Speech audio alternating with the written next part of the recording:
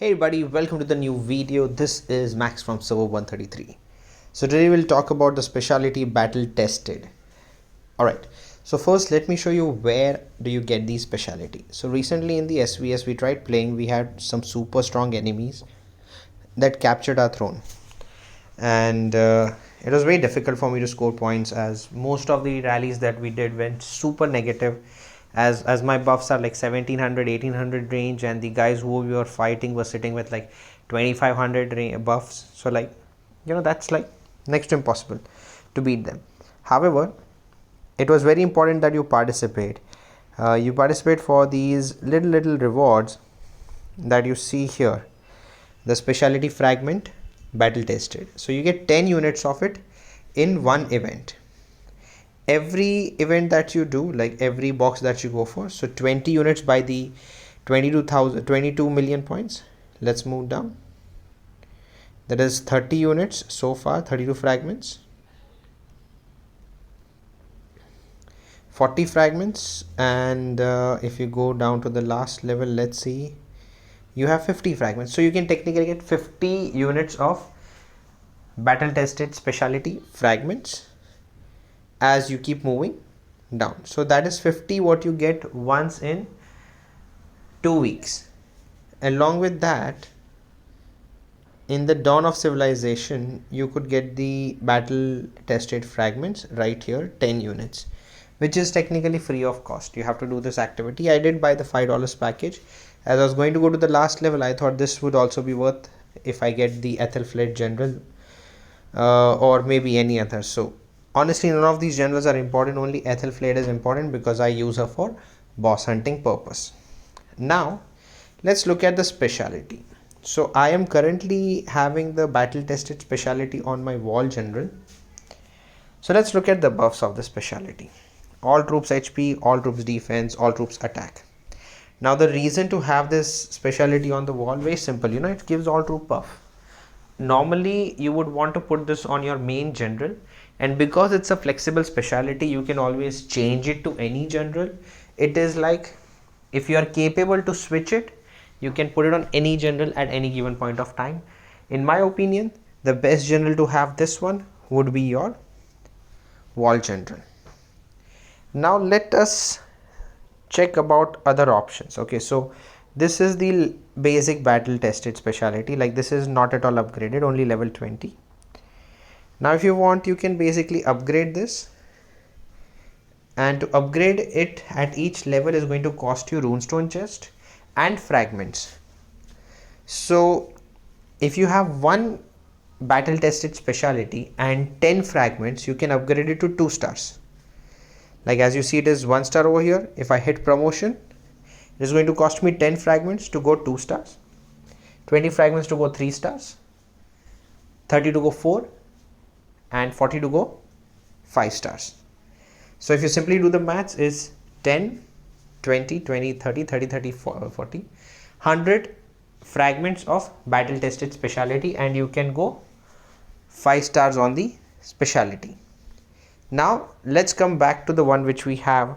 So this basically I upgraded it to 1 star, like I maxed out, and then I stopped, like it's not needed, let's not go there more. So come back to the original battle tested one which I have, the purple one, and if I hit the promotion, I'm ready to go next level, right?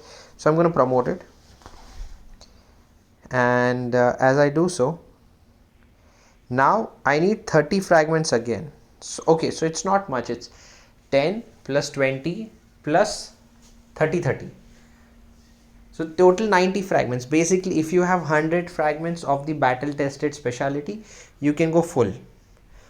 Which means in simple language, you have to play SVS twice for the max result. Like you have to play SVS for 2 times. Simple as that. Score the maximum points, 540 million points, and you can have one specialty maxed out. Now so far the specialty is increased on the level to 4 stars. To upgrade it, I'll need 30 fragments, and the other copies which I have is like as good as 10 fragments maybe. So I have to work a little more on the upcoming to SVS, and yes, I can have this one maxed out. Now let's upgrade the levels. So to upgrade this, it is going to cost you runestone chest. But the best part is it is only going to cost you the standard runestones, not the last level runestones. So when we talk about the last level runestones, the one which are costing here, the immortal runestone, that is not required for this. So basically you can simply just invest the runestones and boom, you can upgrade the level of the specialty. Let me have a look if I have the alliance competition for that. Consuming runestone, I do not. No, I do not have that. Else I would have taken that. A lot of quests going on. By the way, our alliance ranking so far is leading, straight away 32k. So that's a good lead. It's right now night. Maybe these players, if they are from other countries, like the ones which are just waking up, then maybe by the time I go back to bed and wake up, the score difference from 32k would go down to like 32-22, maybe turn into 32 and 30. So I cannot predict that right now. Let's come back to the battle tested specialty. So far no way I can burn the runestone chest. I will not do it outside the event, right? It's not my style of doing it. So I've got two specialties. So one, I'm going to put on my assistant general, which is the iron curtain.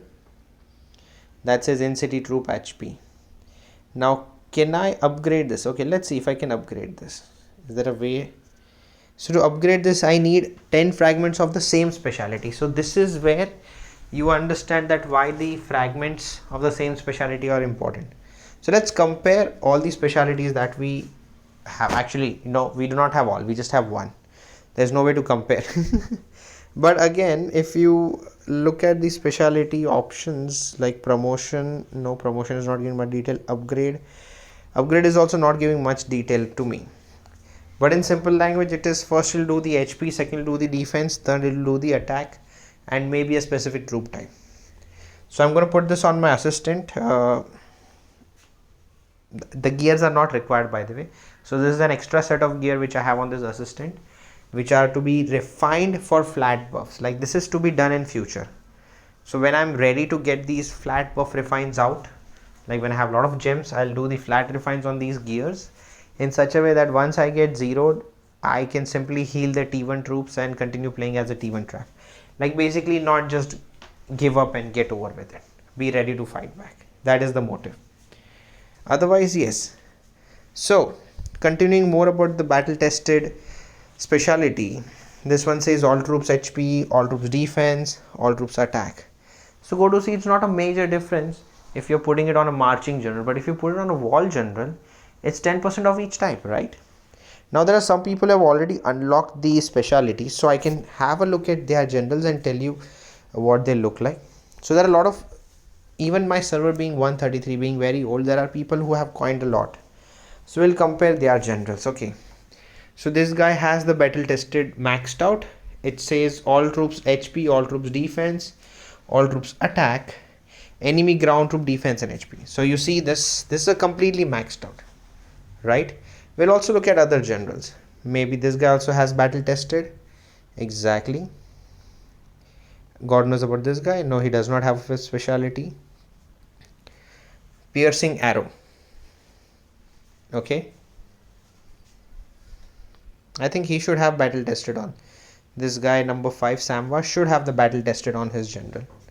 He does not. Interesting. Not here. He has forceful cavalry, mounted troop HP and attack. Okay, so you see, getting 10 fragments of specialty is not going to do much. You have to get 100 in total to be able to make it 5 stars. And let me tell you, in future they'll be having 5 red stars also coming in for sure. So be prepared, mentally prepared for that. Let's look at his ground general. Breaker legions. Okay. So not many people have got the battle tested specialty. Like people have already scored a lot, but they haven't really understood the use of it. Like this guy is in my alliance. I have the access to his account. I do visit and I check a lot of stuff on his account. And you see he has put it on his mounted general. Go to see 10%. It says all troops. the best place to use this would be your wall general, no doubt about it. But again, if you want to use it for a marching general, there's nothing wrong in it. Maybe because he hunts a lot of bosses, so 10% attack, 10% defense, 10 and 10% HP is not a bad thing. It says enemy ground troop defense and HP 8%. So you can definitely put it on a mounted general. You can definitely put it on a range or a ground or a wall or even on a siege, because all the buffs are useful, right? Attack, defense, HP, all the buffs are useful. So if somebody who is a coiner, he will have a specialty which is literally meant for a purpose, right? But for a non-coiner, this is how you can have a fifth specialty. And remember, getting this one is not easy. Honestly, it is a lot of hard work. So even if you are a non-coiner, it doesn't matter. You will go negative in SVS. Let your server accept the fact that going negative is fine, because if you're not unlocking this specialty now, you are going to be missing out on a lot of buffs eventually. It's just 10, 10 and 15, 15% attack, 10% defense, 10% HP. Honestly, it is not a big buff, not a huge difference. But again, these buffs do make or break the game, right? So why not? If you can, then why not? Because you can have 2 of these on your general, like main plus assistant. So if you happen to play 4 SVS for 540 million points, okay, I'm going to conclude the topic with this. If you are able to play 4 SVS with 540 million points, you will have enough fragments to have 2 of your generals, your main and your assistant, to be equipped with battle tested specialty, which means 30% attack, 20 defense, 20 HP. You do the maths, okay? Like, this is a good thing. Like, long run, this is a good thing. So give it a try, see for yourself, and let me know what you think. With this, I conclude the video. Thank you all for tuning in. This is Max from Server 133 signing out, and I'll see you guys next time.